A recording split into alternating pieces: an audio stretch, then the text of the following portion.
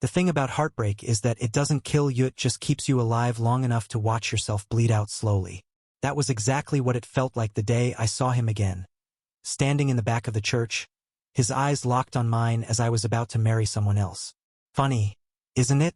He ignored me for years, only to return when it was already too late. Or at least I thought it was too late. Ethan Cole had always been the untouchable boy from my youth, the one who never let anyone close enough to see who he really was.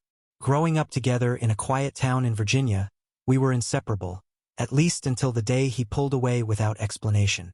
He was the fire I could never hold, the storm I could never tame, and yet every part of me had wanted nothing but him. For years, I told myself I'd moved on. For years, I convinced myself that his silence meant indifference. But now, as I stood with a ring in my pocket and a man waiting at the altar, Ethan's sudden reappearance tore everything apart. I had met David, my fiancé, 2 years earlier in Washington, D.C. He was kind, dependable, and everything Ethan wasn't. He loved me openly, without hesitation or shame. With David, I felt safe. Loved, even. But safe isn't the same as alive. Safe doesn't make your heart race or your breath catch when someone so much as looks at you. Safe isn't Ethan. And there he was, as if the universe had decided to play its cruelest joke, appearing in the doorway of the church with that same unreadable expression I'd known since we were kids. His dark eyes found mine, and for a second the entire room disappeared. The music, the priest's voice, even David, everything blurred until all I could see was Ethan. My chest tightened. I wanted to scream at him, to ask him why now, why after all these years of silence. But I couldn't. I stood frozen, my hand clenched around the bouquet, my pulse echoing like war drums in my ears. Ethan didn't move, didn't say a word. But his presence alone was enough to unravel me. My legs felt heavy as I walked down the aisle, my smile trembling, my body betraying me. By the time I reached David, I knew something was breaking. After the ceremony rehearsal ended and the guests began to mingle, I found myself unable to breathe. I stepped outside, the cool autumn air biting against my skin. That's when I heard footsteps behind me. Luke. His voice. God. I'd forgotten how it could both wound me and heal me at the same time. I turned, and there he was, closer now. The years hadn't changed him much, his hair still dark, his shoulders broader, his expression carefully guarded. You shouldn't be here, I said, though my voice cracked. Maybe not, he admitted. But I had to see you. I let out a sharp laugh. See me? After vanishing for 6 years? After acting like I didn't matter? His jaw clenched, his eyes softening with something I couldn't name. You've always mattered. More than you know. Then why did you leave? Why did you spend years pretending like I was nothing to you?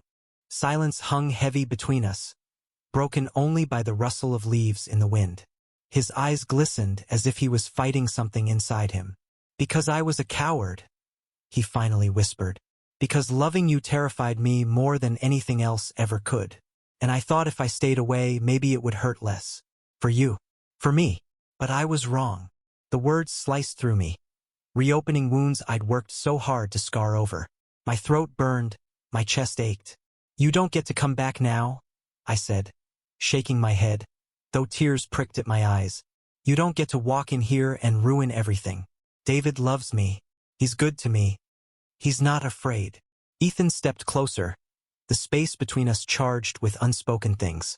I know, he said softly, and I'm not asking you to throw it all away for me.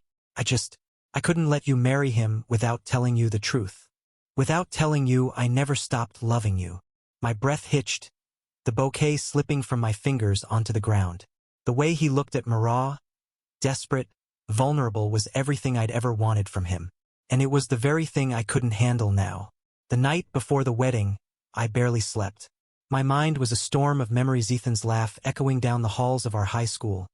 The way he once kissed me under the bleachers like it was a secret only the stars could keep. And then the way he left without a word, vanishing into silence. And now, the way he'd looked at me today, as if I was his entire world.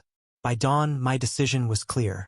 When I walked into the church the next morning, David saw it in my eyes before I even spoke. His smile faltered, and he reached for my hand. Luke, he said gently. What's wrong? I swallowed hard, my throat tight. I'm sorry. I can't do this. Pain flickered across his face, but he nodded slowly, as if he had known all along. It's him, isn't it? Tears blurred my vision. I never wanted to hurt you. You're everything I should want. But he's the one you've always loved, David finished softly, a sad smile tugging at his lips. He squeezed my hand, steady even in heartbreak. Go to him. It shattered me, watching David walk away with such grace. But it also freed me. I found Ethan outside, leaning against his car, as if he hadn't slept either. When he saw me, his eyes widened, fear and hope warring inside him. You're not wearing a ring, he said quietly. I couldn't do it, I admitted, my voice trembling, because no matter how hard I tried, no matter how many years passed, it's always been you. He took a step toward me, hesitant, as if afraid I might disappear. Luke, don't you dare leave me again. I cut in, tears spilling freely now.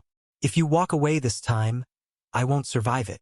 And then, finally, after all the years of silence and distance, he pulled me into his arms.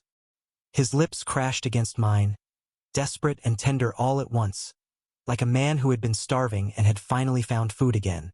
The world around us blurred, but for the first time in years, I felt alive. Home. Ethan buried his face in my shoulder, his voice breaking.